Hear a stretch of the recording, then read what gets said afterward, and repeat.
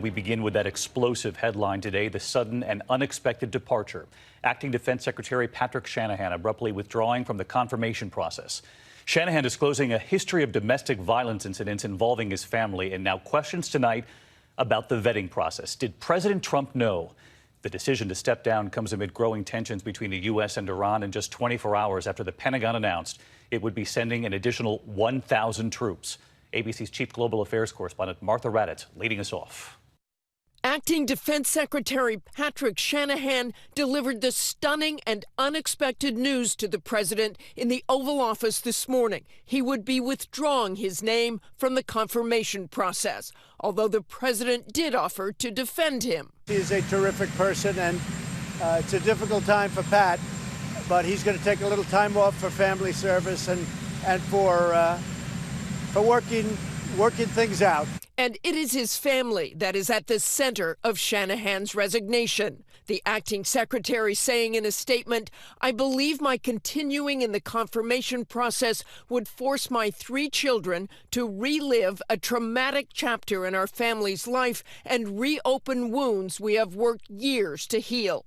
A traumatic chapter involving charges of domestic violence less than 10 years ago.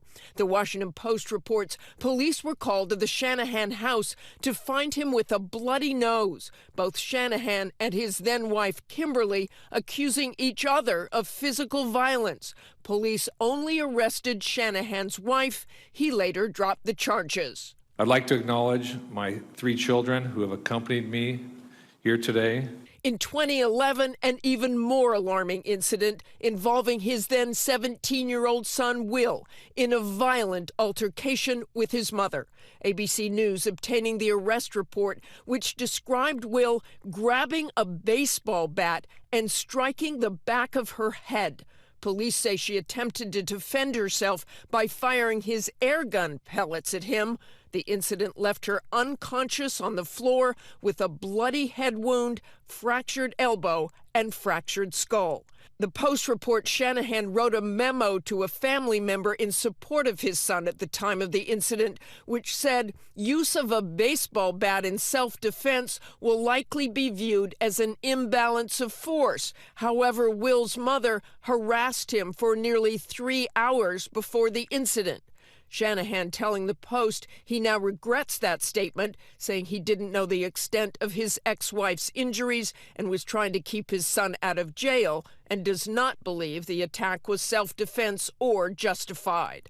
Tonight, the president facing questions about when he knew about these incidents and why they didn't come out in the vetting process for the acting defense secretary. I had heard about it yesterday for the first time. We have a very good vetting process, and you take a look at our cabinet and our secretary is very good, but we have a great vetting process. The White House naming a new nominee, the widely respected Army Secretary Mark Esper, who will need Senate confirmation.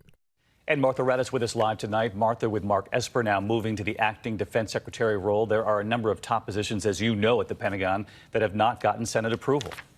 There are several big positions, David. In addition to the defense secretary, there's the deputy defense secretary, the Air Force secretary, and the chief management officer. Of course, that comes at a time of escalating tension with Iran. Shanahan just approved those 1,000 additional troops yesterday to the region. But the president tried to assure everyone today about the situation in Iran, saying the administration, David, is very well set. David. It is still unsettling timing, all of this. Martha Raddatz leading us off. Hi, everyone. George Stephanopoulos here. Thanks for checking out the ABC News YouTube channel. If you'd like to get more videos, show highlights, and watch live event coverage, click on the right over here to subscribe to our channel. And don't forget to download the ABC News app for breaking news alerts. Thanks for watching.